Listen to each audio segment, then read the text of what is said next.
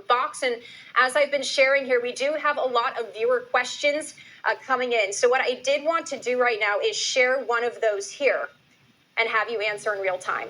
So we do have this question. This is saying, is it possible for him to be released today on time served and just probation? Would love to hear your thoughts on that. So yes, and not quite. He should absolutely be released today on bail. He deserves bail. He's not a risk of flight. He's not a danger to the community. He's beaten the most serious charges. I expect Judge Subramanian to do that. But he can't be sentenced today because U.S. probation needs to prepare a pre-sentence report, and that can take months. But he'll be a free man while that process plays out. I was doing some back-of-the-napkin calculations. I think he's probably looking at a range of somewhere maybe between 15 to 21 months. Certainly nowhere near the 10-year maximum that people have been talking about, especially prosecutors. So I expect Combs to get time served or something close to it. That's what he deserved and what will go down as the most expensive prostitution trial in American history.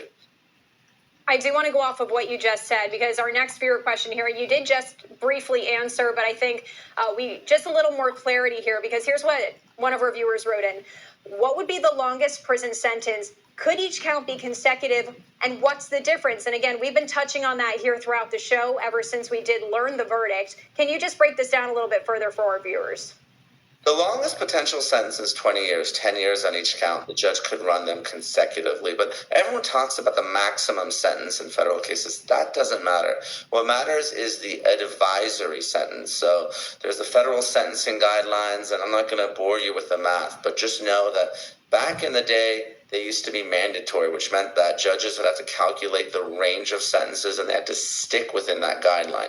Now, there was a Supreme Court case about 20 years ago where they said, you know what, the guidelines aren't mandatory, but they're advisory. But still, a lot of judges stick within those guidelines. That's why I've been talking about that 15 to 21 months. That's probably where Combs is going to end up in terms of his guidelines. So when people are talking about 10 years and 10 years, and the prosecution said they're going to go for the full 20, you can just forget about it. The prosecutors in the prestigious Southern District of New York need to take this loss, move on. The jurors did not believe the victims. The jurors did not think that Combs was running a criminal enterprise. Prostitution is not a serious charge. And look, let's be real.